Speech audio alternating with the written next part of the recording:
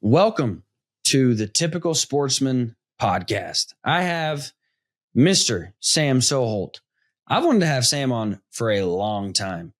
If you watched his public land bus, public land van build, which is where I really became a Sam Soholt fan, it was just absolutely incredible. Both of those projects were centered around trying to bring awareness to the attacks on public land. So me and Sam talk about the most recent attack on public lands, but we really talk about how to, as somebody who's in the general public, how to understand what's really going on with those things. When you read all of these bills, all of the information being shared, sometimes it's really hard to weed through what is right, what is wrong, what is good, what is bad. So we talk about kind of how to understand all of that. We also talk about how to get involved in the fight for our public lands, certain organizations that you can be involved with, certain projects for boots on the ground type activities that you can be involved with.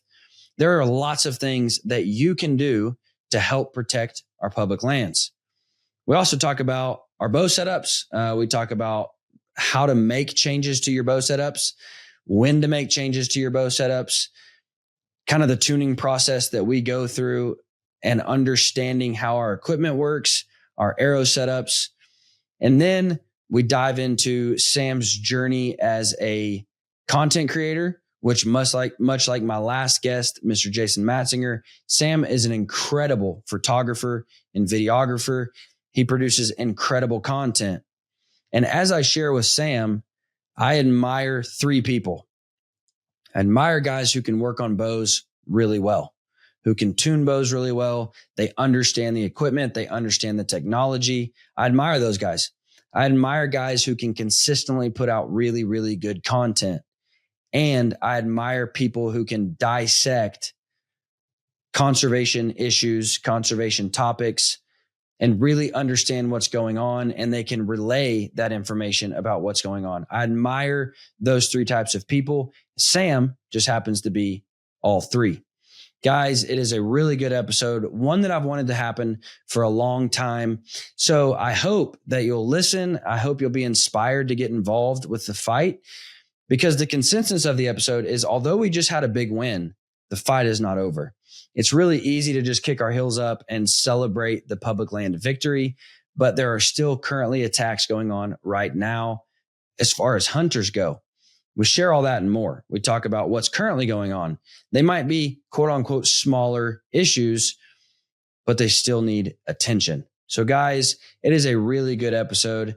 I hope that you'll be inspired to join the fight. I hope you'll learn something about your bow setups and about how to make changes to your bow setups.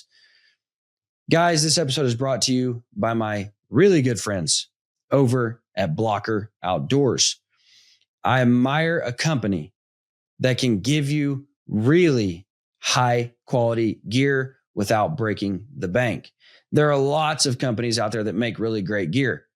Bad part is you got to refinance your house in order to deck yourself out in it. So I am really passionate about companies that will give me good gear to go out and chase game in that didn't break the bank. I hate it when a guy says, man, I really wish I could afford to go on this hunt, but I just can't. And they're wearing $5,000 worth of hunting clothing. Well, I'm of the opinion I'm going to spend a few hundred on clothing and then spend the rest on tags and more hunts.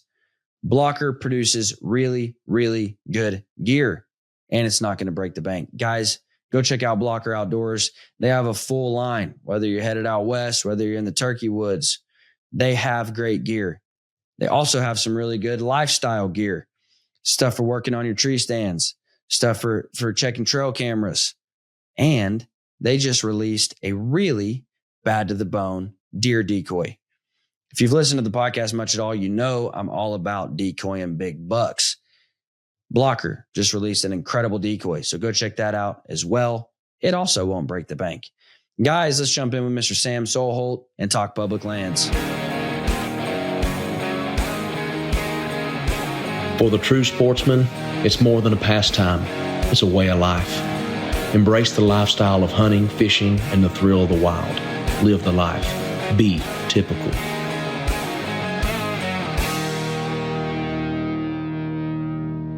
If you've got taxidermy in your house, any shape, form, or fashion, doesn't matter, Euro mounts, full body mounts, turkey fans, I don't care.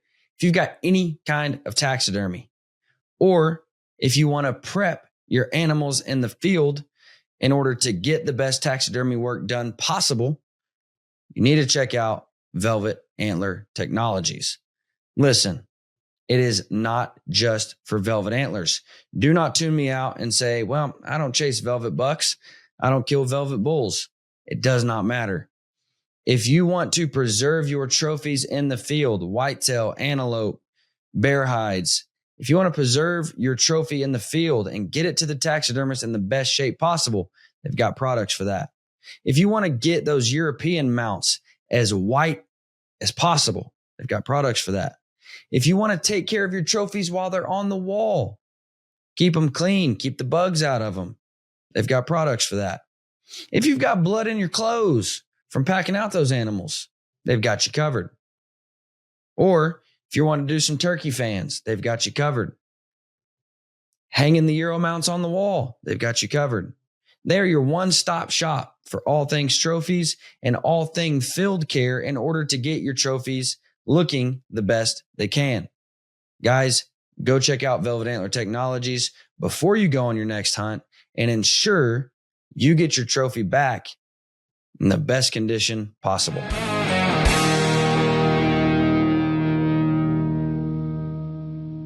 Sam Soholt, how are you, man? I'm doing great. Dude, it has been a long time coming. Wanted to have you on for a long time.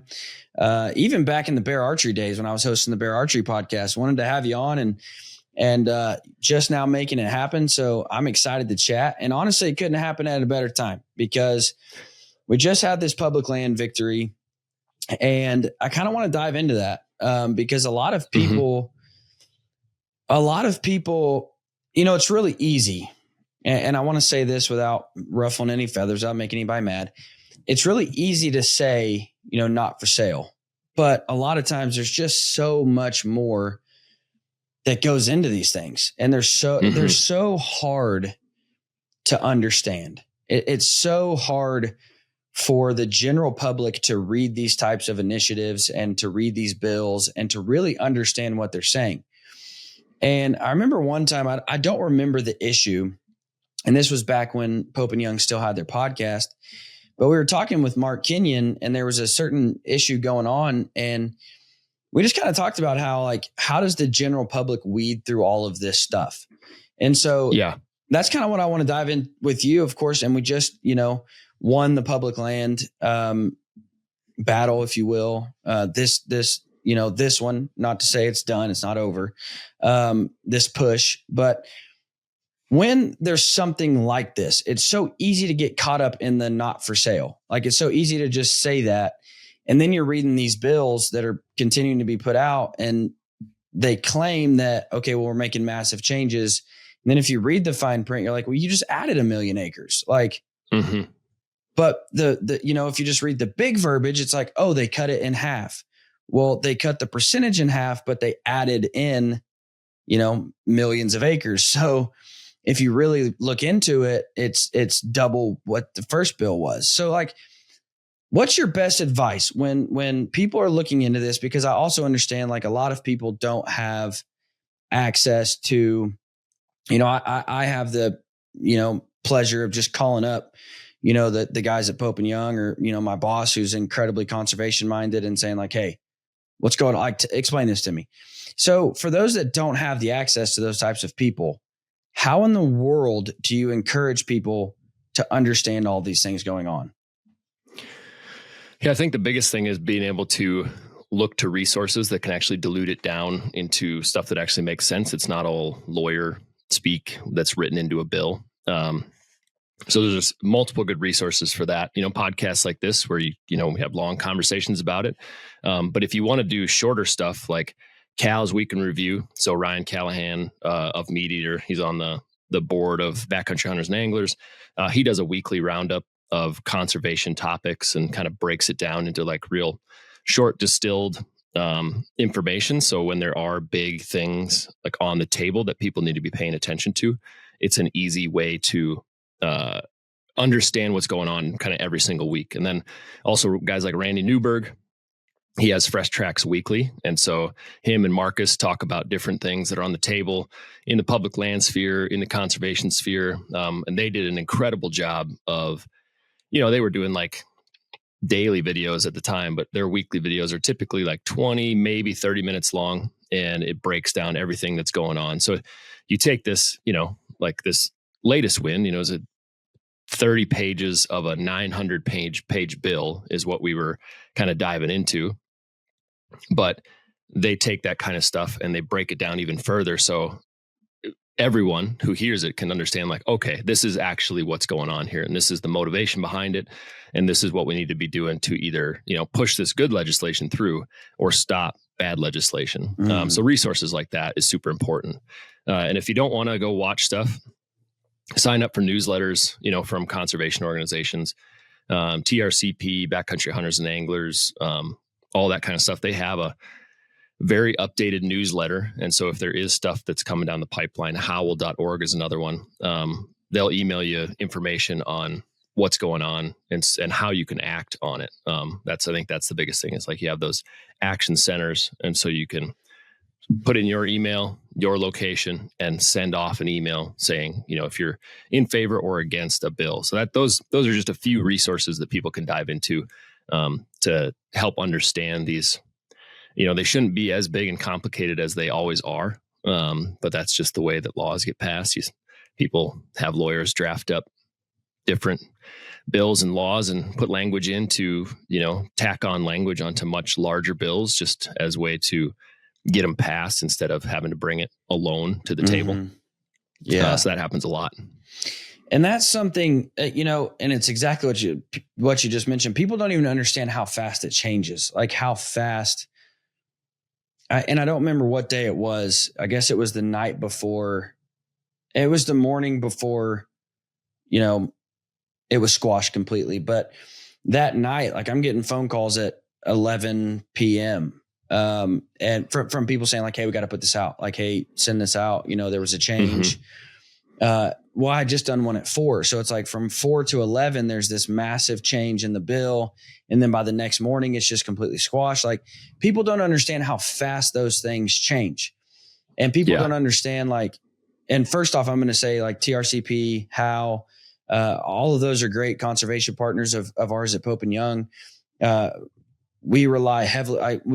We try to be as super involved with HAL as we can because they do such an incredible job. But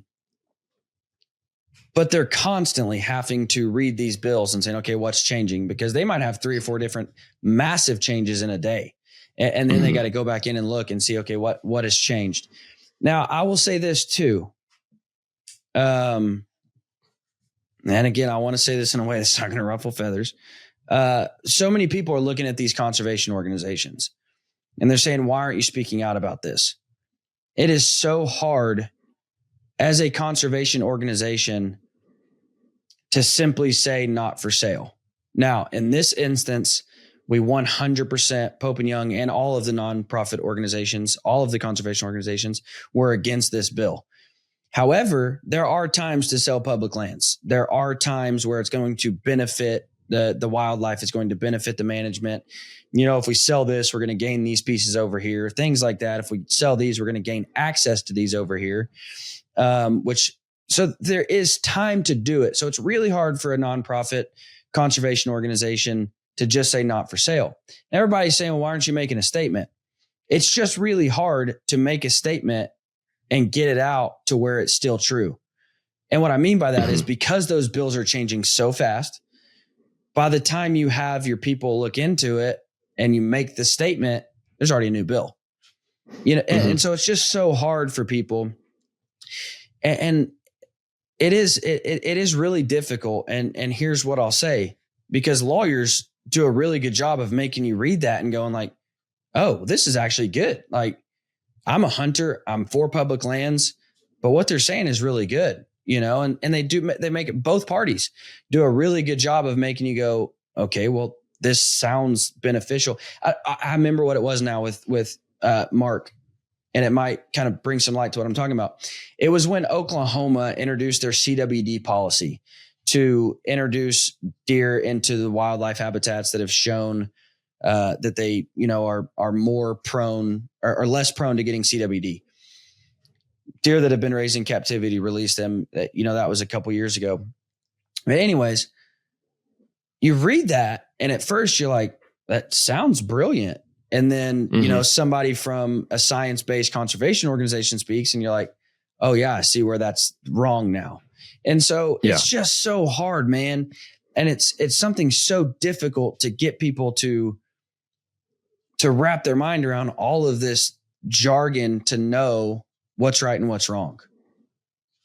Yeah. And so for anybody listening, I think when he's talking about how fast these bills change, so this most recent bill that would have mandated the sale of upwards of 3 million acres, Mike Lee changed the language 4 times in order to try to get it past the Senate parliamentarian. And so, he kept saying stuff like, hunters, I hear you, I'm listening, I've heard the nation speak and I'm paying attention or whatever, but you don't change the language 4 times if you're actually paying attention to the American public.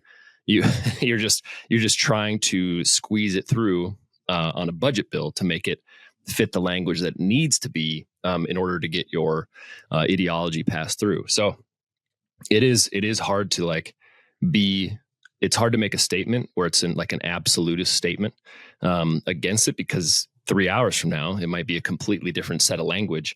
And then the other thing is, when talking about the sale of public land, there's already legislation in place. So you have FLTMA and FLTFA, which are the more recent, things that have been passed that are basically structures in place. And so if you have places where you have urban sprawl and you need to extend a community, or there's certain things, infrastructure stuff that needs to be built, right, you can do things where you sell off land, but the proceeds from the land sale go directly back into gaining more access or improving or buying higher quality public land.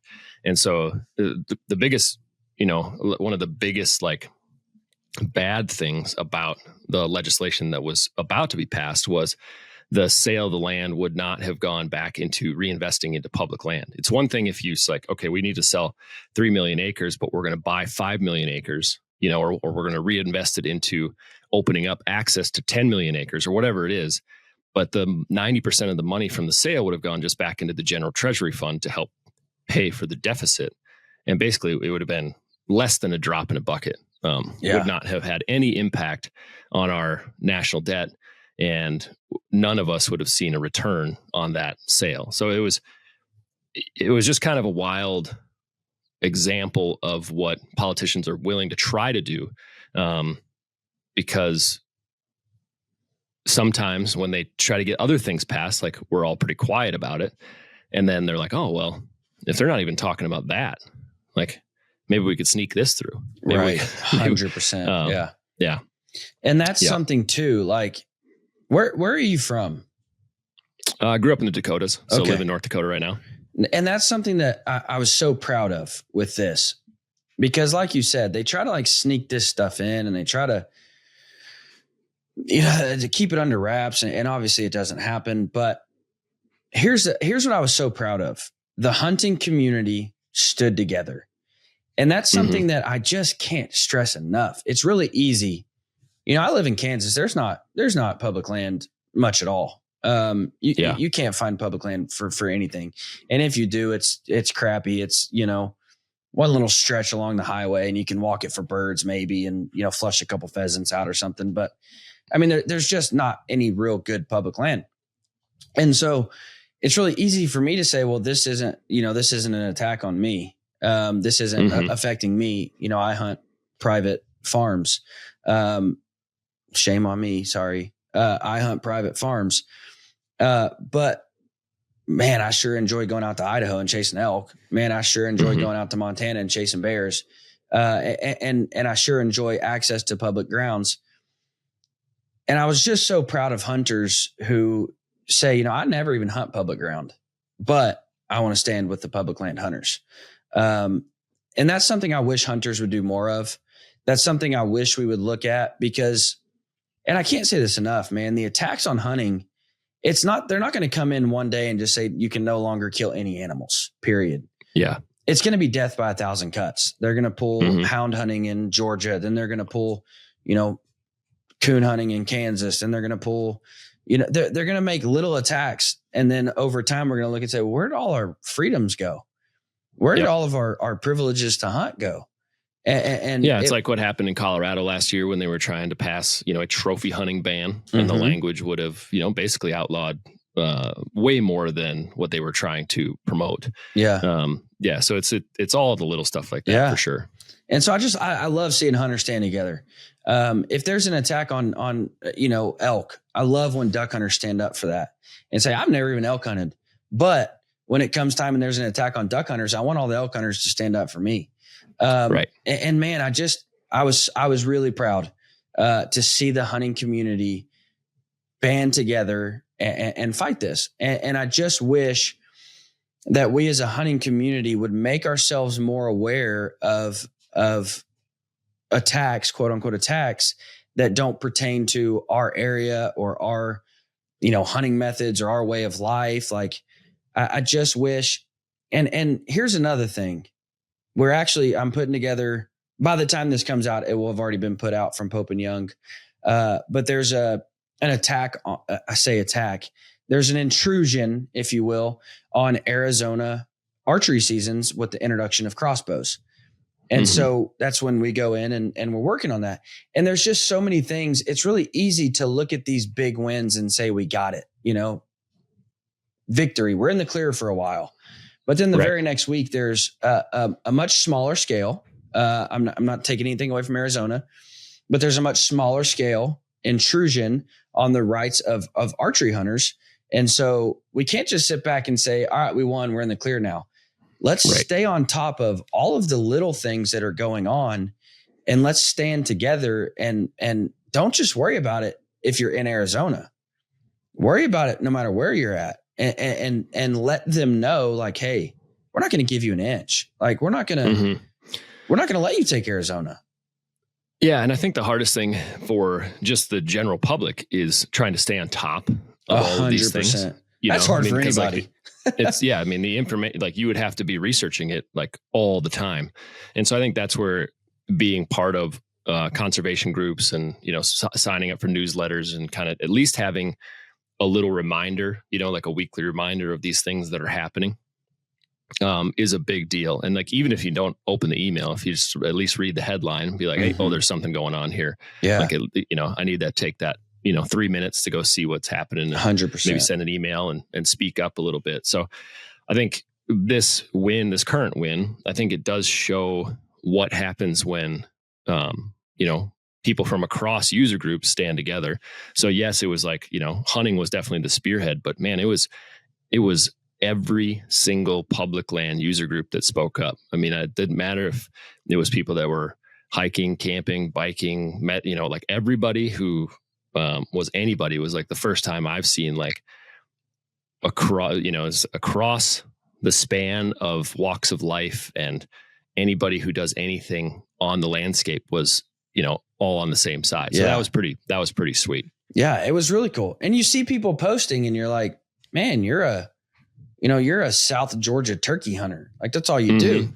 But yet you are trying to make people aware of this. And it's just, again, it was really cool, man. Yeah. I'm curious, there will never be a full number, but I'm curious how many emails and phone calls like collectively were made across the country about that issue. And so it's definitely a good example of like what can get done when everybody like is on the same page. And I also can't stress how important this is. Not only to sign up for the newsletters, but to join these organizations. And here's why. Because although Pope and Young was later to the stage on making a post, we were one of the first to send an appeal letter or whatever in. And it means so much more when Pope and Young, Rocky Mountain Elk, Ducks Unlimited, HAL, when they send these letters in and they say, we represent 1 million bow hunters, rather than we represent, 20,000 bow hunters. And here's what's so cool. You can be a member of all of them. It's not like we have to submit a name list and they look at that and say, well, Sam Soholt accounts for, he's in all 5 of these groups. That's really only one guy. Right. So all the legislators are seeing is, man, this group represents 2.3 million duck hunters. This group represents, 450,000 elk hunters. This group represents, 74,000 bow hunters. Man, like there's a lot of people that are against this. And some of those are the same. Like I'm a member of HAL, Rocky Mountain Elk, Pope and Young.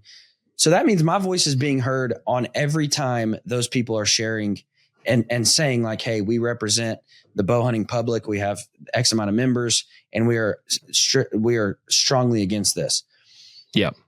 Yeah. The amplification of the voice, grows every time somebody joins an organization. So absolutely. You're 100% right on that. It's just, and so for people listening, like if you haven't joined a conservation group, join 1 or join 10. Yeah. Because when they go lobby in favor or against bad bills like this, like you said, they can say, I'm here on behalf of this many people. And they take that into account because 100% it's they like, do. Like even like just calling your senators and reps, they know that for every single phone call, there's another 100 people that feel the exact same way. And so it's just like, it's an exponential like amplification of the voice. And like, they know how the general public is actually feeling one way or another about a bill because of those things. And I'm not just saying this because it's Pope and Young. Many organizations do this, membership drives or membership incentives. But wait until Ducks Unlimited says, hey, we're going to give away, a duck hunt in Canada for anybody who joins in the next whatever. So Pope and Young is currently in the next month. If you join Pope and Young, you're entered to win. We have 4 prizes. We have a Baku e-bike, prime form. You get to customize that bow any way you want it, whatever colors you want. A dialed proof. Again, you get to customize that any way you want it if you're drawn for that. And then a set of camo from King's Camo. So in the next month and kind of, we looked at all this and like, man, we're winning. Like, great. We're getting victories. Like, let's get more people to join and sign up for the fight. So if you want to get in the fight and take your stand, again, it's $45 to join. That's one of the cheapest for over $6,000 in free stuff you might win. It's one of the cheapest e-bikes you would ever buy, or cheapest primes you would ever buy. Speaking of that, I know, and I do want to get back on public lands for a second, but while we're on that topic, I know that we share a love for some of the same products. Walk me through your 2025 bow setup. So I'm going to run 2 this year. So I'm going to have a whitetail setup, which is the little Prime Form 30. And then I have the Prime Form 34 for everything else. So all my Western hunts will be the longer axle to axle, just a little bit more comfortable shooting long range. But for in the tree or in a blind or whatever, that little Form 30 is pretty sweet. Even though I've got my arm, I'm going to have to choke up a little bit because it's a 29-inch draw length. And I'm a 30.5-inch draw length. And so I'll be a little choked up on it, but it still shoots pretty good. Yeah. And then running dialed sight, vapor trail rest, and then just got hooked up with the Day 6 arrows. So I've never shot those before, but I'm excited to run those this season. Dude, we're running almost identical setups. What rest are you shooting though? That's what's important. Running the Victor on my Form 30, and then I've just got the GI 8X on the Form 34. See, the 8X in I love that design, dude. It's a bomb-proof design. And Ricky keeps trying to get me to shoot the Victor, and I'm like, I'll try it, man. Like I have no opposition in trying it. But I love the V design. I love the way it falls. I love the way it holds your arrow. It's absolutely fail-proof. The string is attached to the arm that is moving, so there's no way it doesn't move. I love that design. I'm falling in love with it. I've never had one single issue out of it. So I'll try the Victor, but in my opinion, the 8X is just phenomenal. It's great rest. Are you running Day 6 broadheads? That's what's important here. No, I'm not running. I've been shooting mega meats for 5 years now. Okay. Well, I can't. That is the best expandable, but day 6 is just, dude, I have fallen in love with their heads. And, one time I was listening to Brian from day 6 on Remy's podcast, and they did I was in the market for a new broadhead. I had a broadhead failure, not failure. I shot a bear with my recurve and just a single bevel broadhead. Yep. Well, it just created a perfect slit in that bear. Not a drop of blood was found. Yep. Like, I still think the bear was dead. I mean, I saw the arrow go in, great shot. Like, still think the bear was dead, but just no blood anywhere. Yeah. And so I was like, okay, I got to try. I need something to disrupt this perfect slit. And so I just took a deep dive into like, okay, what do I want to shoot? And kind of heard Brian and Remy. And I was like, well, yeah, that makes perfect sense. And so switched to the day 6, probably 2 years ago. And I've punched through me and my wife included probably 9 animals with those. And it's just, I'm always impressed. Yep. My wife, she's shooting the Form 30 and she's only pulling 46 pounds at 26 inches and blew through a bear. Yep. And the arrow went 14 yards past the bear. And I'm like, yeah, I mean, there's no complaints here. Right. That's a great broadhead, but the mega meats are also, I mean, if you're going to shoot a mechanical and you're interested, it's the one. Yeah. I mean, if you're interested in anything other than mega meat, yeah, you need to go get tested. Anyways, very cool, man. Yeah, I don't get into the whole, I used to grew up in Northwest Arkansas. You're hunting thick woods. So I used to get into the shooting a shorter axle to axle bow, but most of even my whitetail hunting now is Kansas, open land, Oklahoma. Like I don't have to worry about that. So I'm just shooting the form, the first form, the 34. But that is what I like about the center grip. And I've not talked about this enough. Having switched to prime, I've not talked about this enough.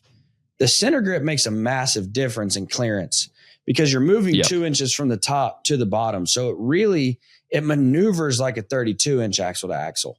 For sure. As far as just getting it in and out of places, clearance above and below, like it really maneuvers more like a 32 inch axle to axle because you're shifting 2 of those inches down. And so you can kind of get away with more, which is what I tell folks. Like, they're like, man, 34 is just kind of long.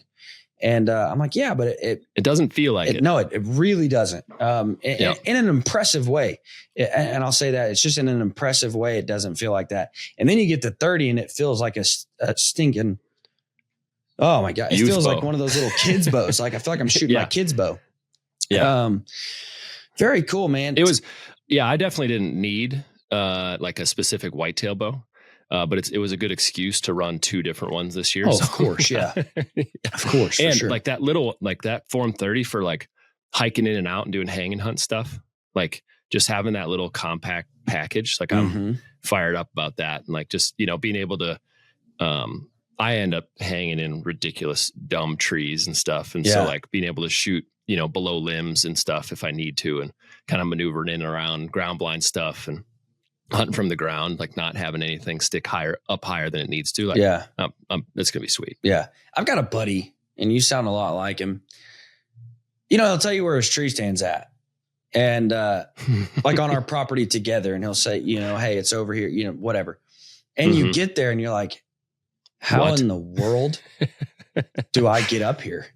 And you end up having to do 7 pull-ups to get up there, and you're hanging by this limb with your legs wrapped around this limb, and there's no steps on the way up. And you're like, dude, this is stupid. Yeah. And then you finally get up there and you're like, I don't even want to try to climb down. Like, I don't even want to try and get down. I can't tell you how many times I'll climb one tree to then like jump to another. Yeah. But basically jump to the other tree. Be like, well, this one has the perfect spot, but I can't really climb up that one easily. So I'll hang my sticks on this one and then like just kind of do a leap. Oh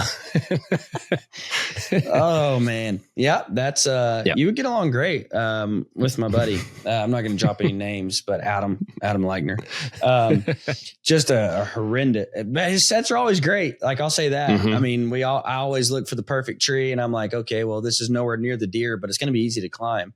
Right. And then he's like, no, I don't care if I have to, I don't care if I have to bring a trampoline to jump up there. I'm getting in this tree. And that's why I always carry, like, I have my climbing sticks, right? Mhm. And most people will just rely on that. And I'm almost always bringing like 3 to 5 screw-in steps. Oh, yeah. Because inevitably I yeah. get to a tree where, like, oh, well, the trunk is way too big for my climbing sticks. Yep. But I can throw in a couple screw-in steps and get up, 8 feet and then start hanging sticks. And then get up. That's a good tip though, because I'm the same way. And again, I do hang in easy trees, but even if you are in an easy tree, sometimes it's like, okay, the sticks, they come up this side of the tree and it's really hard to get around to that side of the tree. So just having one extra, safety step or comfortable step to make it easier. I mean, dude, if you're hunting -10, like I don't want to stretch out and risk it. No. So even just that extra step, like where you can't get around the tree, is just super beneficial. Yep. Yeah. As many like points of contact as possible. Yeah. 100%. I have fallen out of a tree, got caught by my safety harness, but I've had enough like little mishaps happen where I've tried to like go too aggressive on it. I'm like, no, I'm over that. Like I'm going to be always connected. Dude, one of the scariest things that's ever happened to me in a tree, it didn't even fall. Like I was sitting there and I at the time I didn't know what was going on, but like, it just felt like the whole tree was falling through the ground. Like it felt like I was going down with the tree and I was going down the tree. Like it was just the creepiest feeling ever. It was an earthquake, a big earthquake too. So it was just like, but when it was over, like I look around, I'm like, okay, I didn't move. Like there's no way. I thought I was going to be like on the ground, cause I just I closed my eyes. I was holding on and I thought I was going to be like on the ground and I'm like, okay, I didn't move. Like what happens? And then I like open Facebook and it's like, did everyone just feel that massive earthquake, 3.6 or whatever the scale is. And I'm like, oh, that's what that was. Oh yeah. I was part of that. Yeah. I felt that one in a big way. Very cool, man. Walk me through how you set up your arrows for each whitetail versus Western. Or do you change them? No, it's pretty similar setup. Like obviously this year with my Form 30 being a 29-inch draw length, so my arrows will be slightly shorter for my whitetail setup. But my Western setup, I'm running just 100 grain broadhead. I don't get fancy. Just shoot a nice arrow. Yeah, I don't go way too heavy. I don't go way too light. I shoot pretty middle of the road. That's what I like to hear. Type arrow. I don't believe in either extreme. I personally, I just like a strong arrow. Yeah. I've shot arrows in the past where if you nick anything, and I learned a lot of this at like shooting Total Archery Challenge stuff, like where you go into an event with a dozen arrows, and let's say you shoot 12 targets and you hit 11 out of the 12 targets, you miss one, and you nick a tree in the back. Well, if you break off that front 6 inches of arrow, like on a cheaper, like if you're running a really inexpensive arrow or something, it's like, well, what's that going to do? And if I hit, like a rib bone or a shoulder, nick a shoulder, like I don't want to be breaking off the front 6 inches of my arrow. I don't even want to say cheap arrows, because I've had homeboys show up to my house and they're shooting arrows that expensive. They cost $200 a dozen, and they hit a privacy fence and it shatters. And I'm like, whoa, brother! Like, you might want to adjust that. Yeah, so I love stuff with a thick wall, and like really like strong inserts and that kind of thing. So I hate even thinking about the fact that like my arrow might break anywhere, unless like that deer like throws an arm back as it's going through and breaks it in half or something. But at that point, the deer is already dead. Doesn't matter. Right. 100%. Yeah. But yeah, I'm running, typically my like arrow weight setup, somewhere between, I don't know, it's like 460 to 480 or something like that for grains. I like shooting a little bit faster if I can. I like reducing that pin gap, but yeah, I try not to overthink it too much. Yeah. As long as I'm grouping well and my pin gap isn't, like gigantic, then I'm happy. Yeah, absolutely, man. And that's something so you're shooting the 165s from day 6. Yeah. Very cool. And I don't shoot day 6 arrows. I shoot their broadheads. Sure. I will say this, if you have not heard, day 6 was just acquired by Remy, which is really exciting, because, and this is what I said, when I heard that. Like, the part of what I love about day 6 is the people. Like, Brian is just an incredible dude. Remy's an incredible dude. And so not only is Remy bringing an incredible amount of an experience, and he's obviously an incredibly knowledgeable hunter, but he's also just a fantastic dude. So the company's going to remain just incredibly well-grounded with great people. So I'm really excited about that acquisition. What I was going to say, though, I hate it when people say, this is my whitetail setup, but man, when I go out for elk, I got to do this. I got to change this up. And I asked them, I'm like, okay, if that arrow is going to most effectively kill the elk, why would it not most effectively kill the whitetail? Like, why not just shoot what's going to be most effective all the time? Now, I do get, like, don't get me wrong, don't start hating on me. I do get if you're going on an antelope hunt and you're expecting to take 70-yard shots on the fastest animal in North America. I get that. Like, you got to have a faster, quieter arrow, get it there quick, zip through them. But I'm talking like just in general. If you say to me, well, this broadhead I shoot for a whitetail, but this one, man, I really got to, if I'm going after elk, I really got to do this. Okay, if that's going to penetrate the elk better, it's going to penetrate the whitetail better. So why not just shoot the same arrow? Yeah, I think the only reason you should switch is if you're going after like big game in Africa, 100%. where you got to completely, 100%. Like it's But as far as like North American ungulate stuff, like for the most part, if you've got an arrow that's going to kill an elk, just shoot everything with it. Yeah, 100%.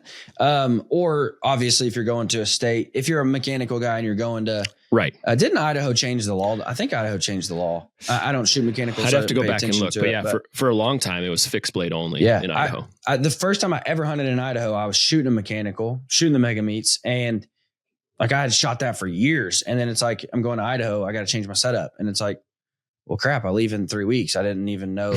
I wish I'd have paid attention better in the beginning, but so I will say that, like, unless you're going to a state where you have to change your setup. But yeah, man, it's always kind of irked me when people are like, yeah, well, this is okay for whitetail, but like if I'm going out elk hunting, I got to change it up to this. And I'm like, why?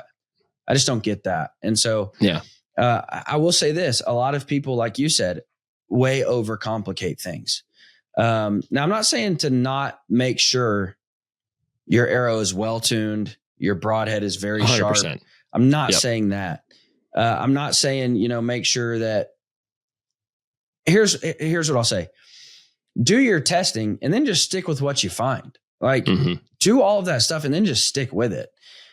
Have you ever met, oh crap, now I can't even think of his name. It'll come to me in a minute, but everybody, I think, and don't get me wrong, because I also preach that your arrow is the only thing that's going to contact that animal. So that you should put more consideration in your arrow than you do your boots or your camo or your hat, whatever you're wearing. But yeah, I mean, these dudes that change up their arrow every, 2 months for a different hunt. I'm like, why are you doing this? Like, what's going on in your mind? And if you love to tweak stuff, if that's your thing, I get it. Do whatever you want, but that's just not me. As long as I am as long as my bow is tuned and my arrows are tuned and I'm shooting well, like I'd rather shoot that for 3 years. But that's, typically not the case. Typically I work in the hunting industry. So a lot of times I'm, shooting stuff to be able to make sure, get photos and video, and all the stuff of like, whatever new product, new innovation, that kind of thing is happening. But man, there's going to be a time in my life where like, I'll be like, this is the bow I'm shooting for the next 10 years. I'm done playing the game. Right. Chris Perino. I'm sorry, Chris, that I couldn't think of your name. I just drew a complete blank. Have you ever met Chris Perino?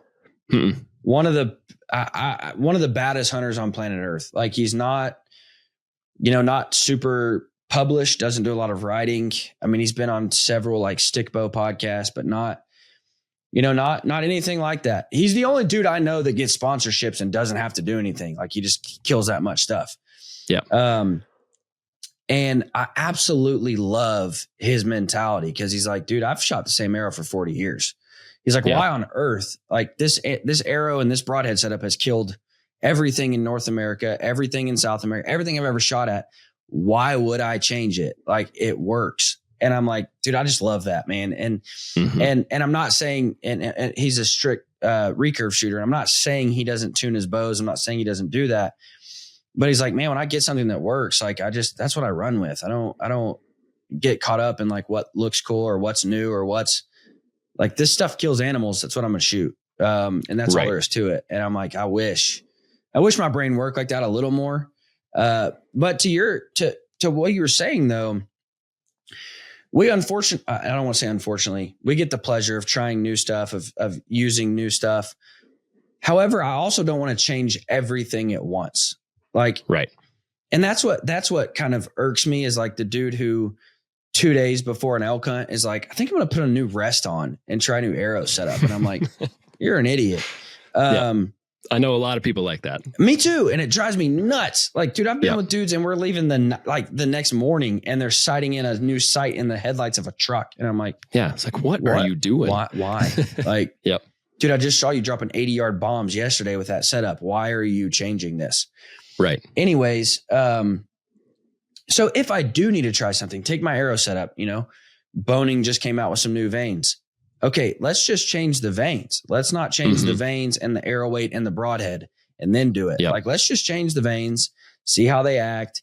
And here's what I'll say too. I think a lot of dudes try too many stuff at the same time, and then they can't even tell what's actually different about the setup. So changing one thing at a time. Don't change your vanes and your broadheads at the same time. Change your vanes and see how that affected the steering of the broadhead. Change your broadhead and see how that affected the flight without changing the vanes. Like, change one thing at a time over time and see how it works. So that's my rant on gear. Because it's really easy to get into your own head. Oh, if something goes haywire. I mean, I've seen that happen like in the middle of hunts before where, we'll take a few practice shots midday or whatever, and somebody will be missing off a little bit. And it's clear in my mind, my brother owned an archery shop for 10 years. And so it's clear in my mind, like, oh, you're still grouping. You're just grouping like an inch left or whatever. It's like, I'm guessing your sight just got bumped or, something shifted or, like your string stretched, like something little happens, like just bump your sight a little bit and like, you're good. Like, as long as you're grouping, right, you're good. And, but I've had, I've seen people go through full, like they get in their own head and then they're not confident in their setup. And it's like, just make the small adjustment. Don't completely rethink your entire setup.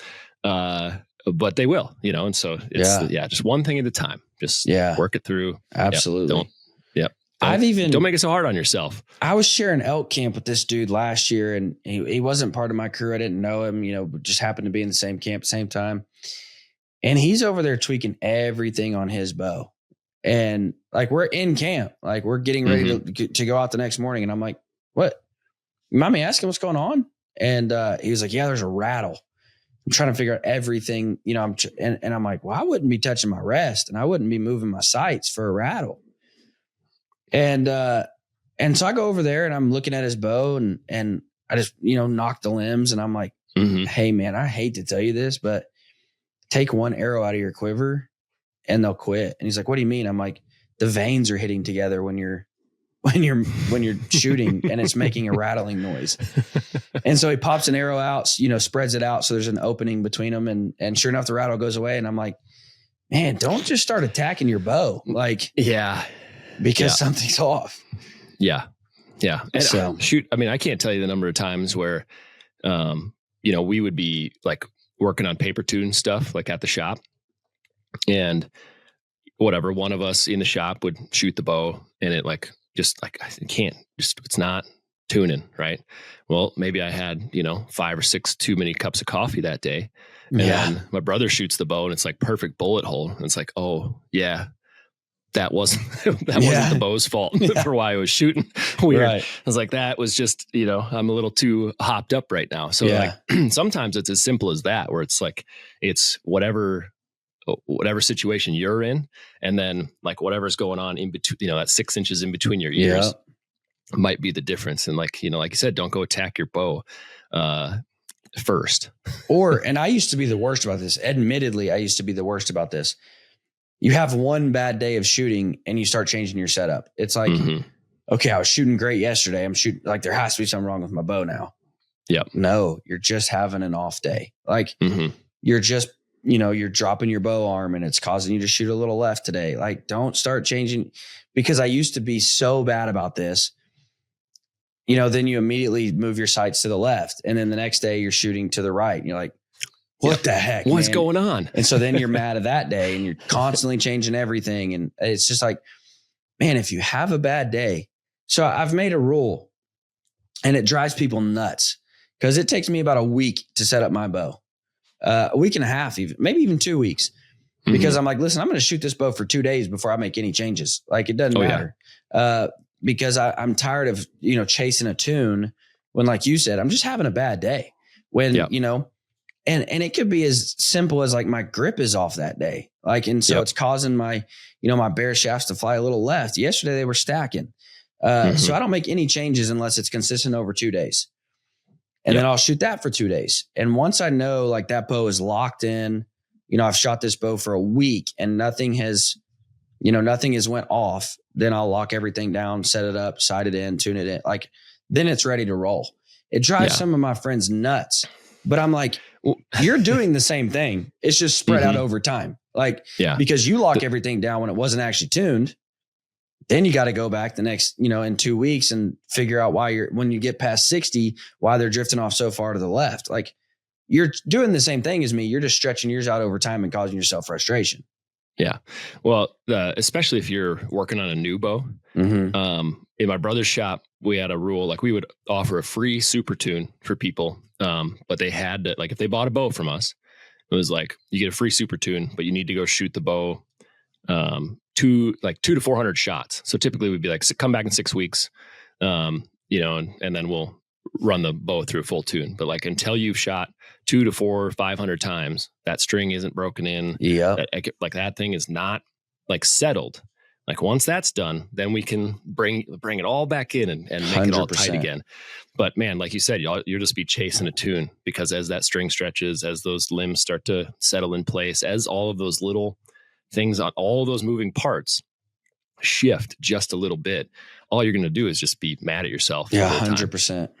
Absolutely.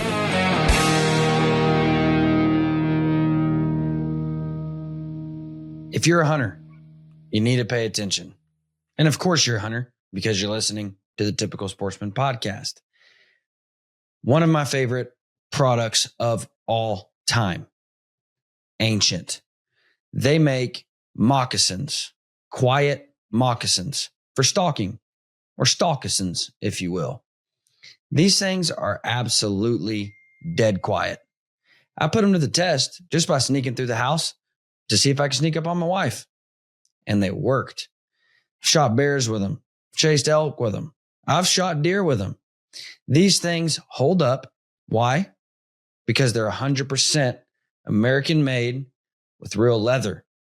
Phenomenal products. They are making old school cool again. Guys, listen, if you like to stock up on animals, any kind of stalking, turkey hunting, bear hunting, deer hunting, elk hunting, if you want to get close to animals, you have to walk quietly. I would highly, highly encourage you to go check out Ancient. That's ANXYNT. These are the coolest shoes you'll ever wear. I even rock them. I rock them as everyday drivers. Just headed to Walmart because they look stinking dope. Guys, go check them out. Use code Typical Sportsman. It's going to save you 10%, which doesn't sound like a lot, but here's what I'm going to tell you. You're not going to find a discount on these anywhere else. Go check out Ancient. Get you a pair of the baddest shoes you've ever owned and walk quieter and get closer.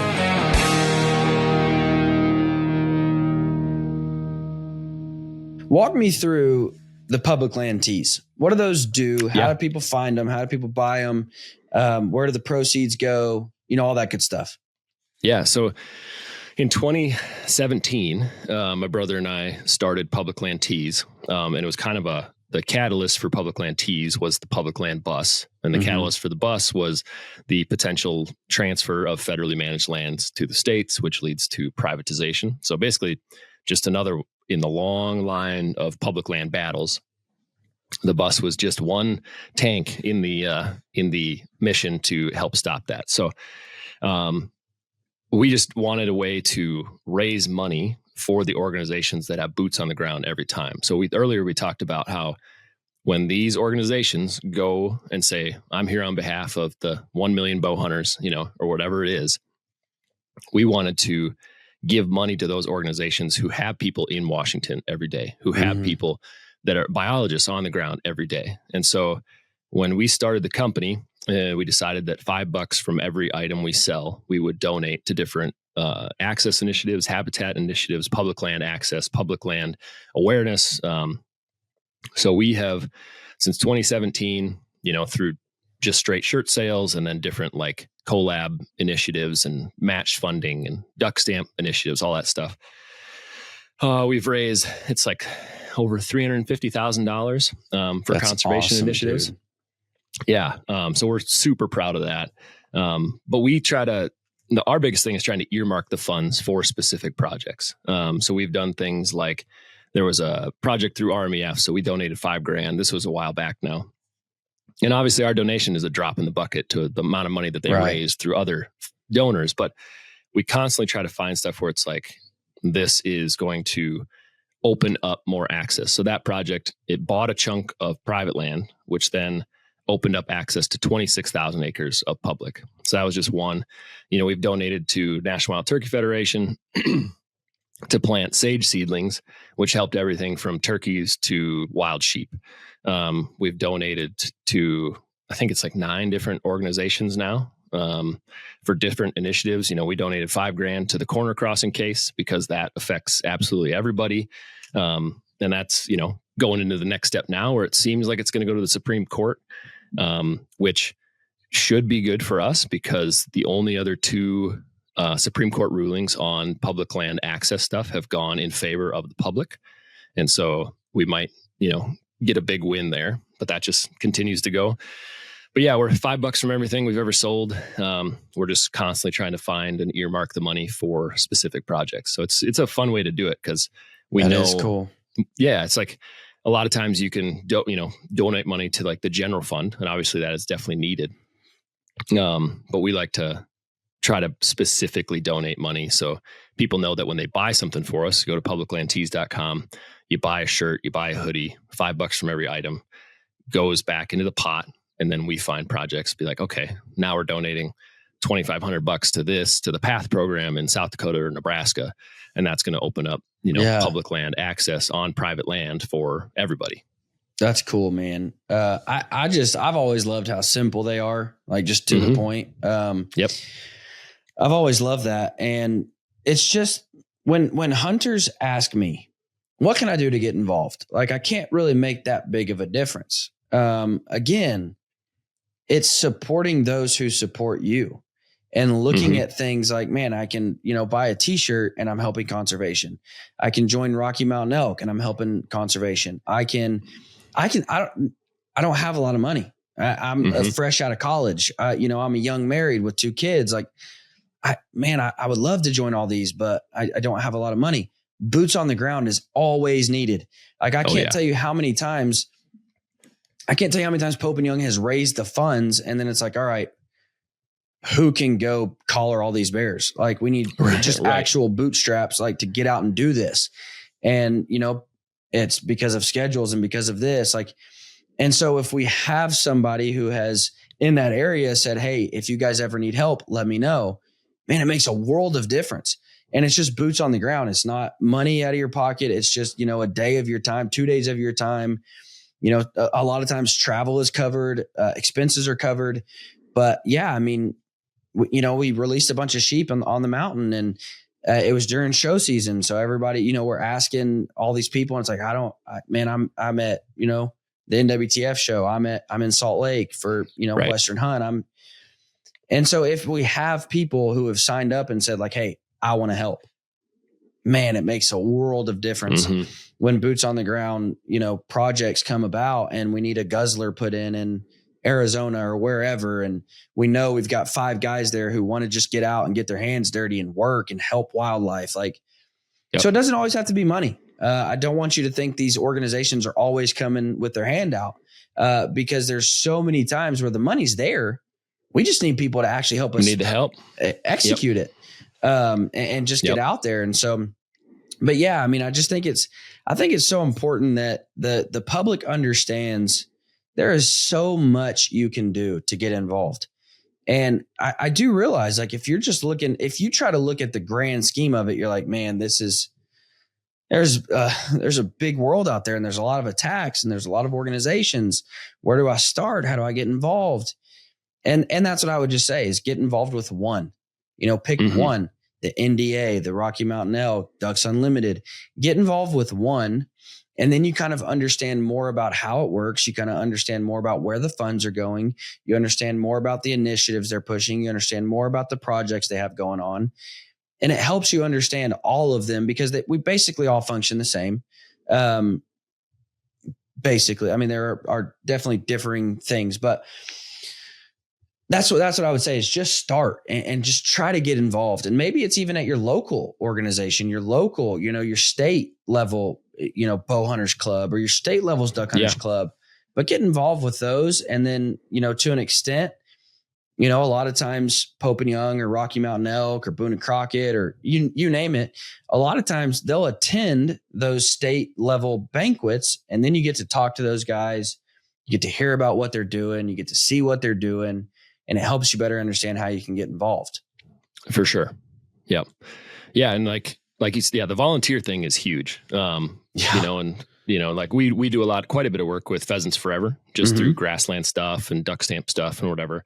And they do a really good job of like allowing a lot of the money that's raised at local events to be spent on local projects. Yeah. And so they've done a really good job of recruiting like local volunteers. So, if you're looking for like a lot of volunteer opportunity, like PF does a great job. Yeah. With that. And like what's good for the bird is good for the herd. So like 100%. If you're out helping stuff that's like grassland habitat, you're doing what's better for bears and deer and elk. Yeah. You name it. So it's, there's tons of opportunity. I do wish that there was a more centralized location, like for all this information, be like across organizations, be like, hey, we're looking for volunteers for these 3 projects this year or whatever.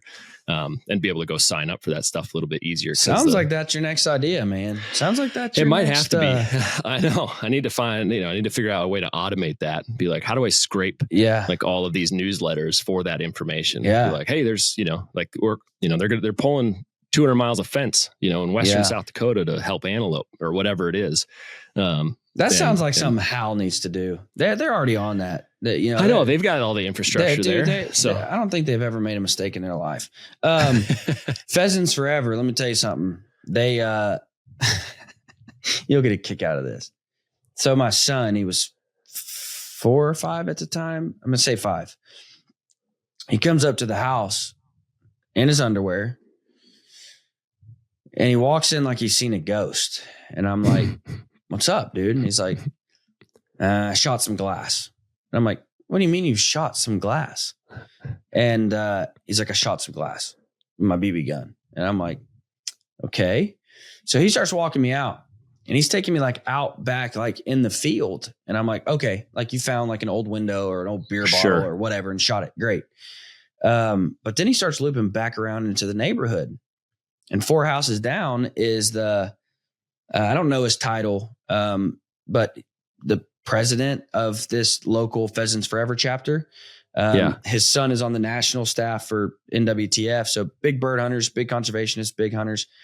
And he starts walking back around into the neighborhood, and we get close to his house. And I'm like, oh no. And as we're walking up, I see their entire back sliding glass door spider webbed. And I'm like, you gotta be kidding me. And so they're an elderly couple, and he's very involved with like a local sports, and they had a basketball game going on or whatever. So he was there, and only the wife was home. Well, all she knows is that her window just shattered. So she freaks out and calls the cops. Mm-hmm. So basically by the time I'm getting there, cops are pulling up. Yeah. Here I stand with a kid in his underwear and a BB gun in his hand. This lady's freaking out. Her window's shattered out. So the cops, of course, give my son a scare tactic. Like, they scare my son, and as they should have. And we leave, and I'm like, of course we'll pay for it. Like, no worries. Like, we'll take care of it. And a couple days later, the husband was driving by, caught us outside, pulls up. He's like, "Hey, don't worry about paying for that window." And I'm like, I'm going to pay for the window. I'm paying for the window. Yeah. And he was like, "Listen, I will never blame a kid for trying to shoot a bird." And I'm like, "Oh, because that was part of the story." I'm like, "Son, what? Why were you shooting at their house?" And he said, "There was a bird on their back deck. I thought I could hit it." And I'm like, "Well, you didn't hit it. Like, I'm just going to say that." And so he that's what he says to me. He says, "I can never blame a kid for trying to shoot a bird." And I'm like, "Well, thank you. Like, I'm glad you're not upset about this." And as we're standing there talking to the police, it gets worse. Those the watering globes that you'll stick in your garden and it'll, constantly just kind of pour out water. Well, some of those have like the shattered look to them. Yep. And so he's sitting there and the cop's talking to the lady and listening to us talk. And my son goes, "Uh-oh." And I'm like, "What?" And he goes, "I think I hit that too." And I'm like, "Dude, quit. Like, quit saying you shot this way more than once." Like, anyways. So yeah, Pheasants Forever. They, shout out to Pheasants Forever and their presidents of their local chapters. That's hilarious. Because they're good dudes. So the public land bus, the coolest project I've ever seen in my entire lifetime. You inspired me. You did not inspire my wife. Our church was getting rid of their bus free of charge. Like, just take it, get rid of it. Yeah. It was a 93 Hummingbird or whatever they're called. Bluebird. Whatever. Yeah. Bluebird. Yep. I got the same model. 93 Bluebird runs perfect. It's only got like 130,000 miles on it. Mm-hmm. Yeah. It's beat up and old, but I'm like, "Babe, look what you can do with these things." I was showing her. I'm like, "Look at this, babe. Look at this." And she's like, "Where are you going to put that?" I'm like, "In the backyard. I don't know. Like, I'll park it at your folks' house. I'll put it somewhere." And she's like, "You're never going to get that work done." I'm like, "I'll do it this week." Like, I'm like, "I'll have it done in three hours," like trying to convince her of everything. And she's like, "No." And I'm like, "But we could drive around the country and camp in the bus." And she's like, "No." I'm like, "You suck." Coolest project I've ever seen. And then you had the van. Is there another public land vehicle in the future? There's not one currently in the works. There probably needs to be. At some point. Does. I just don't know. I don't quite know what that is yet. We kind of did like the two giant vehicle type thing. Like, we had talked about doing like before before late 90s pickups exploded in price for some reason. Oh yeah. We had talked about getting like a, I don't know, mid to late 90s, F-150 or Chevy 1500 or whatever, and doing like the everyman's build type thing. Right. Or it'd be like build out a drawer system, build out like a little camper type thing on it. And then just give it away, like as a way to like show like, hey, you don't need a 36-foot school bus and you don't need a 4-wheel drive van, like, to get out and spend 60 days on public ground or whatever. So there's always been ideas. And Josh right now, my older brother, he is building out, and it's not like a public land rig, but it's an overlanding rig. He bought a Stewart and Stevens troop carrier. And so it's like a gigantic truck, and he's going to do the most kick-ass like camper build on it ever. Yeah. That's what I was going to say. Like, come up with the most crazy vehicle you could come up with. And he did. Like a tank from the military. Like, it basically cool. is. Yeah. So it's a military vehicle, like troop carrier. It's like, the bed of the truck sits at like 6 feet high. Nice. And so, it's like basically an American Unimog type thing. So full-time 4-wheel drive. And, but he's going like ground up, like rebuild, like doing, that's cool. Different hubs on it. So it rolls better. Like, so you're not like fighting that the whole time. And get you a houseboat. I know a houseboat would be sweet. Public land houseboat, but it's got to be the kind that like, if you've ever been to Branson, they drive the ducks up out of the water and then they can drive on land. That would be dope. Like, that would, you've got a houseboat, but you pull it out of the water and then it's driving around town. Like, yeah, that'd be pretty sweet, dude. Yeah. Yeah. Man, I'm just here giving you golden ideas. That's all. I appreciate it. Yeah. We'll take any ideas. How did the public land bus and the public land van, what purpose did they serve in public lands? Mm-hmm. The bus, I mean, really it was like, what's the idea for the bus had been around before the public land idea. like before tying it to the public land idea. Right. So you just thought of it as, let's make a cool vehicle to go out and hunt. Yeah, it started as like my brother had thought about using one as like a mobile archery shop because his shop was in Fort Collins, Colorado. There was no bow shop in like Laramie.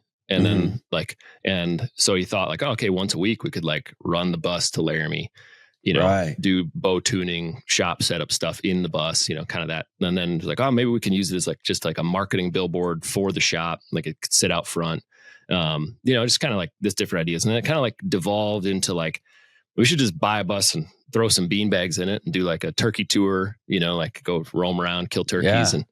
And then, so I could never get the idea of just getting a school bus out of my head. But I couldn't figure out, I'm constantly trying to tell stories with all the photo video stuff that I do. And I was like, I couldn't get beyond like, it's just some guy in a bus kind of out there hunting. Yeah. I was like, that's cool for a while, but like there's not really a bigger purpose to that. Right. And then when all the public land battle was happening, it was like, well, what a perfect billboard, to both like show people a build out on a like rolling hunting shack, but then to use, that 36 feet of steel as like a kind of a pinpoint for people to focus on and learn more about what's going on with our public land system. And so that's where that all stemmed from. And then just 2.5 years kind of living in and out of a school bus led to like, I'd like something a little faster.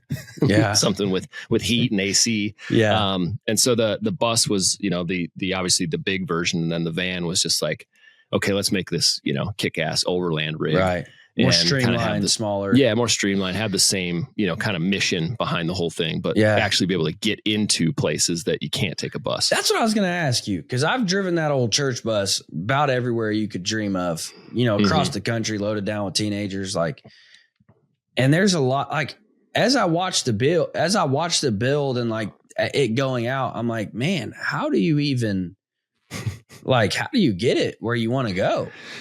Yeah. So year one, my dad let me borrow his 4-wheeler, which I pulled a utility trailer behind the bus. Mm-hmm. And so, the bus, you can park it in like the lowlands, like close to where you want to get to.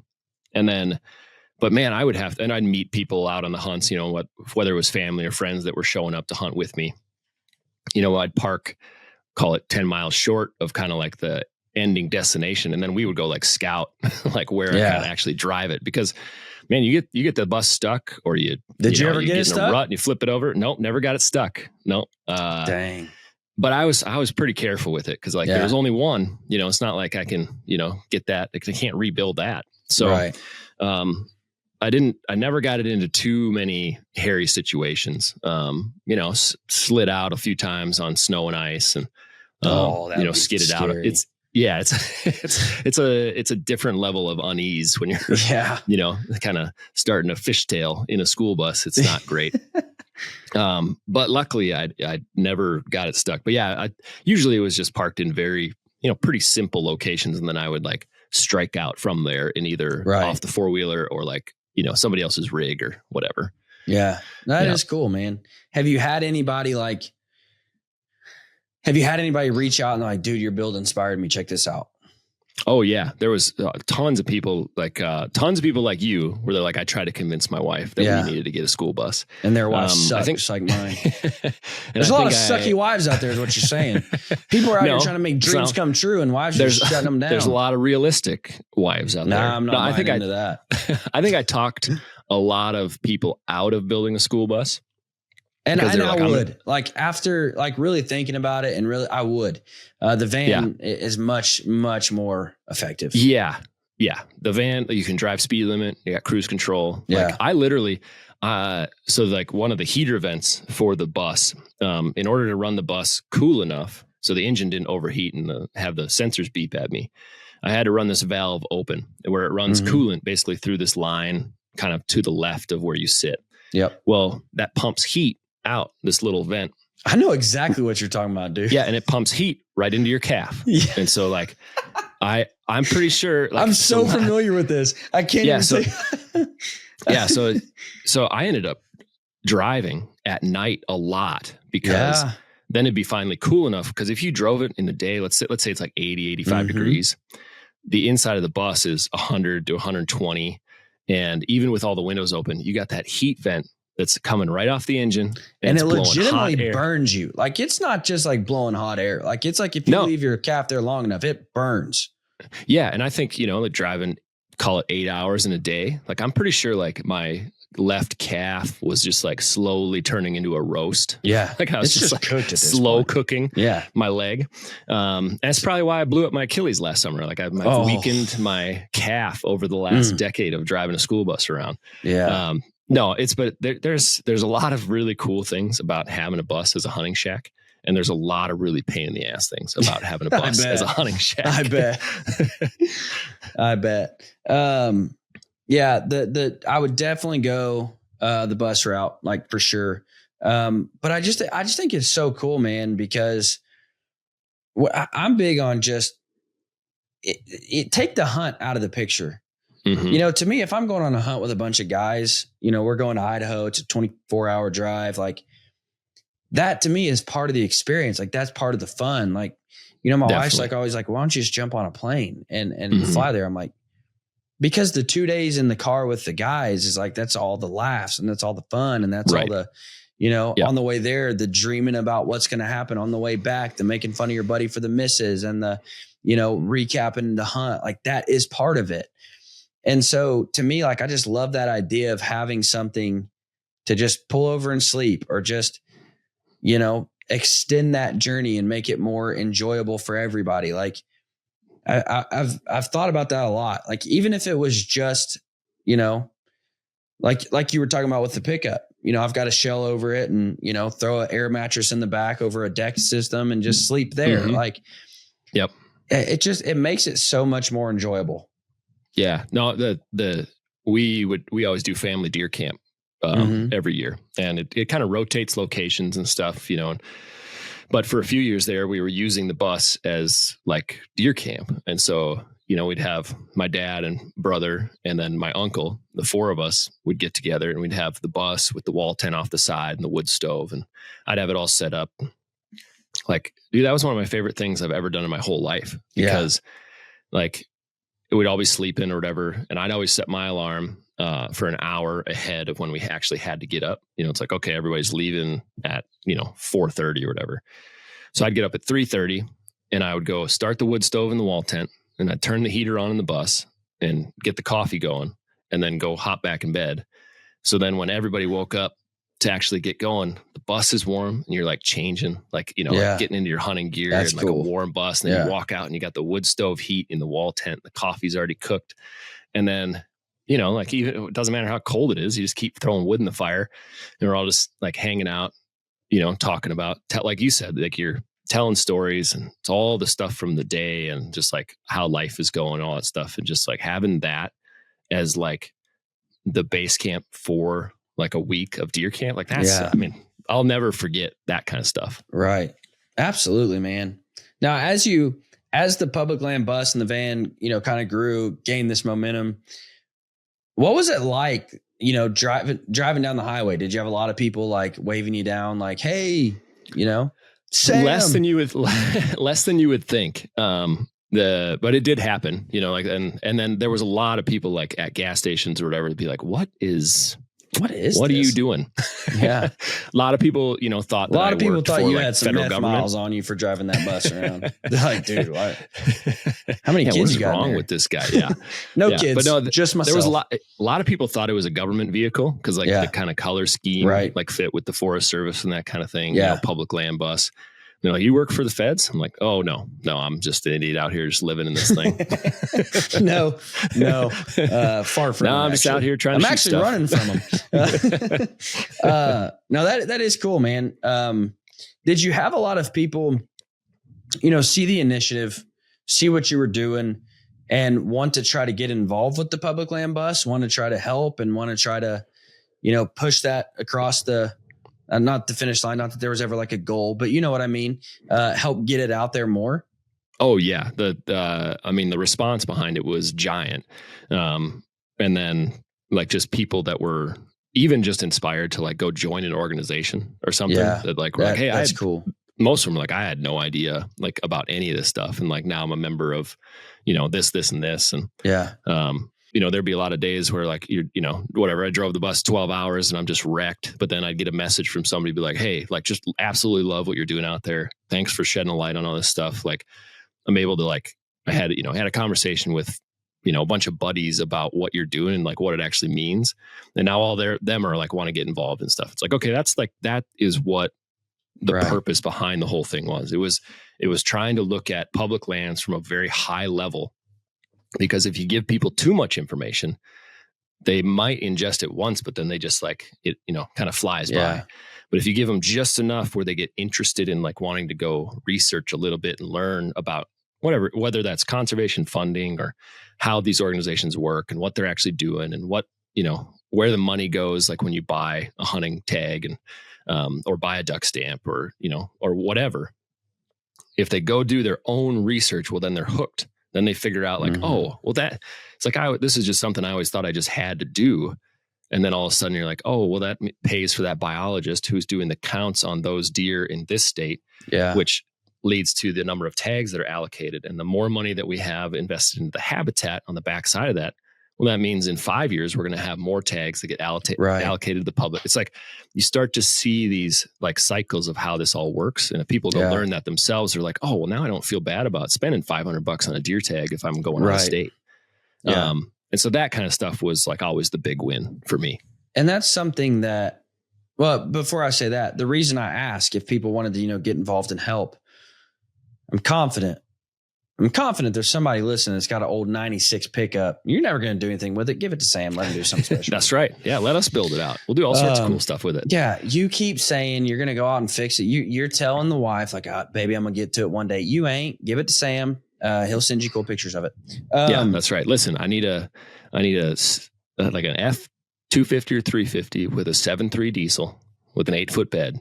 Just anybody out there that has one in a good shape. Notes, just like, we'll work a deal. Yeah.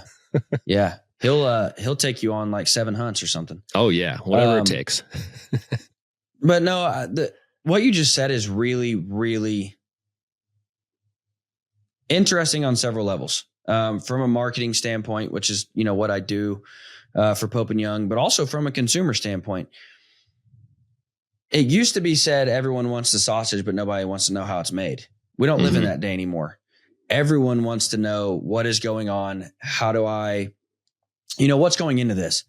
Hence why you're really, the people that are really making a difference right now, not making a difference. The people that are really moving the needle on product sales are showing you that stuff. You look at Dialed with Dialed HQ and their monthly videos of sharing all that stuff. You look at, Prime headquarters page and they're showing you all the back end, what goes into a bow being made. How do we do this? Where does it come from? How is it sourced? We live in a world and everyone wants to know these things. Yep. And we're seeing conservation organizations get more in tune with that. Like it used to be of just like, well, we're going to put our nose to the grindstone. We're going to work. Yep. But we've gotten to the point where nobody wants to get involved unless they know what you're doing, how you're doing it, when you're doing it, why you're doing it. And so I can say this, at least for Pope and Young, on our marketing committee meeting last month, it was, hey, we have to start better sharing the story of what's going on behind the scenes of, people see this stuff happening, but they don't really know why it's taking place. They don't really know what it's about. They don't really know what these organizations are doing in order to stop it. Like we really got to do a better job of sharing the story. Because everyone wants that information now, which I like. I like that consumers want that information. They don't want to just be spoon fed anymore. They don't want the bow to just be in their hands and it shoots good. Like they want to know how it was sourced, where it came from, made in America, all these types of things. From a consumer standpoint, I'm going to say this.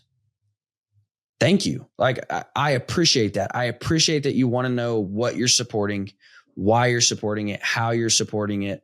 I appreciate that. So I like that we're in this new kind of era of everyone wants to know what's going on, how it's going on, boots on the ground activities, what are you currently doing? How are you working on it? I enjoy that.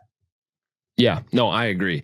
And that's the most interesting stuff. It's like people like following along with that. Yeah, absolutely. Yeah. Which is why I think the bus was such a hit. Like, had you had just popped out a bus and said, let's go. Like, We're I here. think people would have been like, well, that's a cool rig. But because they saw step for step, like stripping it and, you know, taking out all the seats and ripping up the floor. Like, I think because they saw the process of it coming, you know, of it coming to be what it was, they were more invested in it. For sure. And so that's, like that was that was back when Instagram was chronological and it was sweet because as I shared stories of like the daily, I spent a whole summer basically in a bus, you know, like working on this thing. And I hated it a lot of the time. I didn't hate it, you know, like, but there was mornings where you walk out with a cup of coffee and you look at this giant yellow thing in the driveway and it's like, oh, this may have forgot you were here. This may have been a mistake. And then it's like, all right, I'm just going to sweat for the next 12 hours. Here we go. Yeah. And then you just start cutting and screwing and nailing and just, you know, jamming stuff in where you want it and kind of like trying to, you know, put this together. But I put, you know, all of that on my story through that whole summer.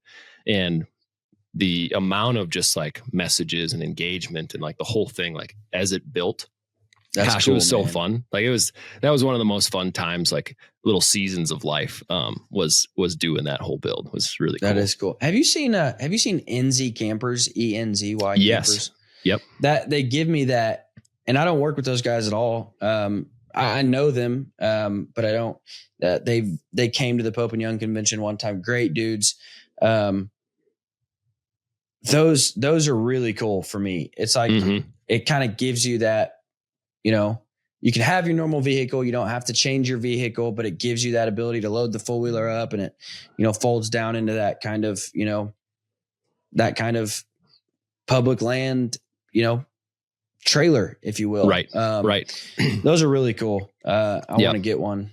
Yeah. That's next on my list, probably. That's right. Yeah. Before we go, I did want to ask you one more thing. Where did the breakthrough in the industry come? Like, was it the bus? Like, do you really feel like that's what, you know, set you up where you're at? No, it was really the photography thing. And so, let's see, I'm trying to think. So I interned with Midwest Whitetail in 2011. And then I moved to Colorado and worked with my brother, did a bunch of YouTube video, like product stuff for his shop for a year. And then I moved to Montana to be a sales rep. And it was through that job. I was in a coffee shop in Bozeman, Montana, and I struck up a conversation with a complete stranger who was just happened to be talking about a video production project he was working on the phone. And he got off the phone. I was like, hey, you know, like, what are you working on? And so that's what created the snowball. Obviously, it's, you know, like internship, moving to Colorado, moving to Montana. It's like all these big decisions, right? But it was a small decision to like strike up a conversation because that led to getting hired. He happened to be a producer on a hunting show. And I was like, oh, no kidding. Like that, you know, I just got done filming hunting shows. And he hired me to film a bear hunt, which then led to a connection to go film on Kodiak Island for like 5 months. I filmed Coast Guard Alaska for the Weather Channel and then filmed a bear hunting show for the History Channel. But then that led to a connection with the PR guy for Remington Firearms. And he hired me to shoot photos for the new product seminars. And then like, every job was just a little more networking. Right. And so it eventually led to meeting the editor in chief at Peterson's Hunting Magazine, who was Mike Scobie at the time. And then the managing editor was Ben O'Brien. And they hired me to shoot the cover photo with Joe Rogan on it, holding the moose quarter. And that was like, you know, I'd been doing a lot of photography work, like leading up to that point, but like those couple years of like really grinding it out and really trying to build connections or whatever. And then led to that shoot where it was like, okay, like that photo has got recognized a lot. And then my name being affiliated with that photo really opened up a lot of doors in that world. That's really cool. I appreciate, I have a deep admiration for people like yourself. And it just so happens that last week's episode was Jason Matzinger. Oh, sweet. Yeah. And so same, you know, and I told him the same, like people who can tell a story with a photo, or people who can really capture a hunt. Like, and I'm not talking, and I said this to Jason, I said this on last week's episode. I'm not taking anything away from the hunting public guys. Like those are, I would consider them friends of mine. But they have a different, they have a different take. They're going to edit it real fast, get it out same day. Like it's a different style, and they do great at what they do. And I admire them for what they do, because that in and of itself is hard. But people who can take a camera, and this is a really bad time to say this, because I noticed right when I turned my camera on, there was obviously a setting change and it's incredibly bright. But I didn't have time to change it. So if you're watching on YouTube, I'm sorry. I'm white. Like, I mean, I got this chrome dome, but normally not this shiny. So anyways, I admire that. Like, and it's such an incredible thing when people, and to take it to an even another level, when someone can be a really successful hunter and do it at the same time, is like, I admire it. It's incredible, man. So I love the photos, love the videos, love the high quality content, and just shedding a good light on hunting. There's so many people, and you see a photo and you're like, dude, that's not how we want to represent ourselves. Like, do better, And so when people like yourself and Matt Singer and I shouldn't have named names, because there's a ton of people out there that produce really, really incredible content. But when people can do that, I'm always just in shock of them. So, yeah, I feel, in my career, I just feel lucky that I've been able to spend time with really incredible, both people that are really good at hunting, to be able to learn and watch that, but then people who are also really good at telling stories. Yeah. So it's people like, I've spent 60 days in the field with Jason Matzinger, filming him, on antelope, elk, Dall sheep hunt. We've done all sorts of adventures together. But it's guys like Remy Warren and Adam Greentree and Ben O'Brien and, like the Eastman boys and like just through time, have been able to watch different, the different ways that people both hunt and capture content. And so I think my style has been like this, accumulation of little bits and pieces that I like, from all of those different, facets that I've got to spend time around. And I think it creates, for me, it creates a little bit of a unique look. And I think so my stuff might look a little bit different than other people's, simply because I'm pulling bits and pieces, obviously of my own ideas, but then pulling bits and pieces of like everything that I've been able to be around. Yeah. So it's just, kind of keep evolving and trying to get better. And I wish I could still just post photos every day, because that was my favorite thing. But like now that have to create reels, like it's just tapping into a different side of the creativity. So it's a cool world to get to live in. And I also, like you said, like these people that have like, there are certain people or certain companies, like if Yeti posts something, I don't even have to see the name. I'm like, that's Yeti. If Sitka posts something, you're like, you don't have to see the name. That's Sitka. They have that style and they have that format. That's also something I admire. Like even yourself, Jason, like it doesn't take but about 4 seconds of a Matzinger film to go, yep, that's Jason. Matzinger. All of my content has that feel. It's the Sony Auto Intelligent has that feel. Auto zoom and auto focus and auto. So everything. It's consistent across 100%. the board. Yeah. If someone sees my stuff, they're like, dude, that's Sony Auto Intelligent right there. No, man, I really appreciate your time. And, we could go on for hours, talking public land, talking bow technology, talking, content creation, which again, all of which is just things that I admire when people do and do it really well. And do it, having gotten into this world of conservation, that was honestly never my plan. That's, where the path led, was working for Pope and Young. But, you get into the bow tech side of things and you really admire guys who can do that really, really well. And guys who can look at a bow and they can see you shoot it and be like, oh yeah, that needs to change. Like dudes who can really dissect that well. So that was kind of the first step of my career, was working in a bow shop, and you see those guys and you're like, man, you really just know how to do this really well. And then you get into the media side of things and you see guys like yourself, Matzinger's, Yeti, and you're like, man, they do this really, really well. And so you start admiring them for that. And then, the next step of my career was the conservation world. And you find people who, like yourself and like Randy Newberg and like, all these organizations that do such an incredible job of sharing the conservation story. And then you admire them really, for that. And then you find a guy, like your Sam Soholt, who can, dissect public lands and who can, work on bows and who can create content. And you realize there's just so many guys out there who are worth paying attention to, if you will. Because I've oftentimes said there's a lot of people out there not worth paying attention to. So man, I just want to say this, keep doing what you're doing. Because I admire the way that you share the conservation story. And I admire the way that I admire the quality of content that you're sharing the story with. So keep doing it, man. Keep shedding light on these very important topics. And I want to give the listener just a bit of encouragement. Don't just kick your heels up and say, great, we won. Right. Public land is safe. Yep. It is not. It is nope. not. No, it's going to be a battle forever. Yep. As long as we have people in positions of power that are trying to, make money off this type of stuff. It's a real life Yellowstone. Like, we are the Duttons. We have the land, and they want it. Like, we need to start acting a little more like it. But it's punching people right in the face. That's what I'm talking about. Don't just kick your heels up. That just happened. What? I guess it was just not a couple this weeks Sunday, ago. but the Sunday before.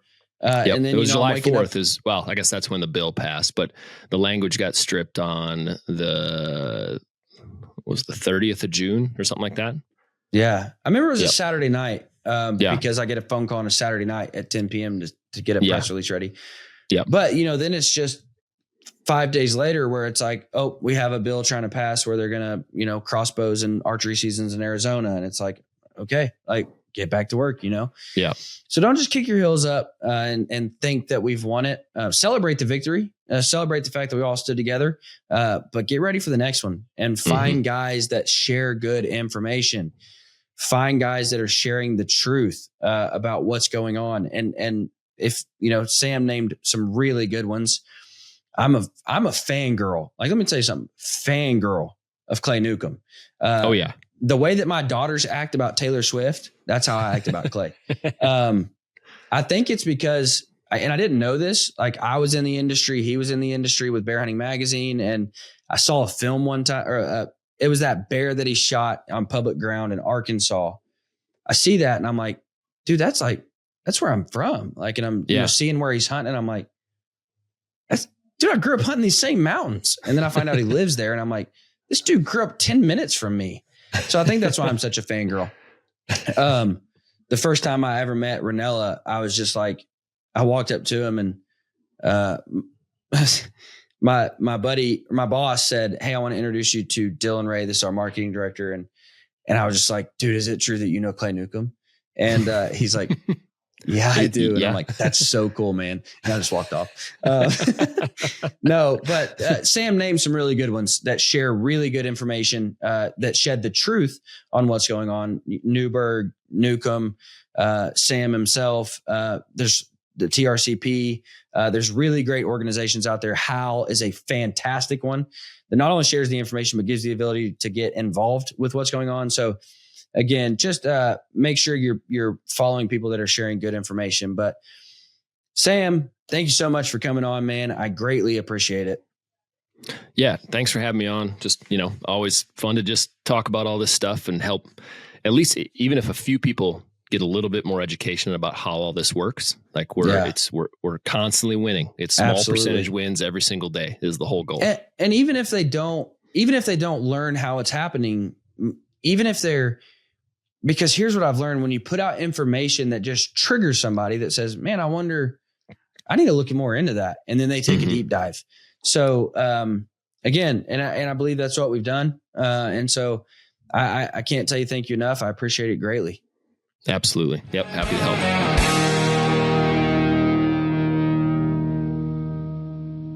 We talk a lot about our favorite bows, about our favorite camo, our favorite arrows, and we invest a lot of money into the gear that we use.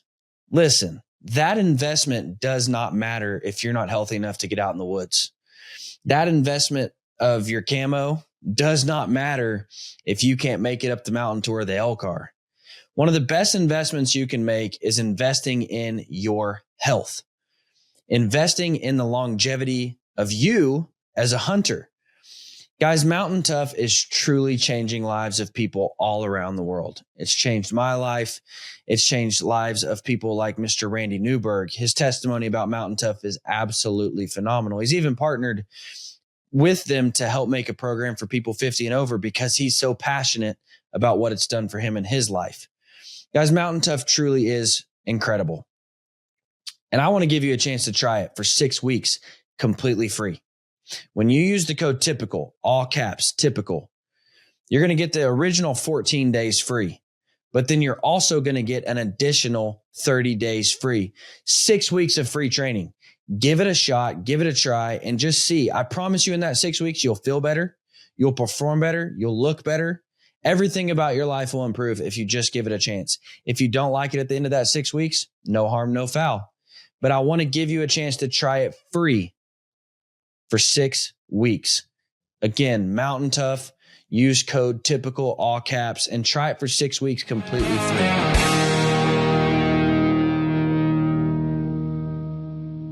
Guys, thanks for listening. Have a fantastic week and keep the dusty side up.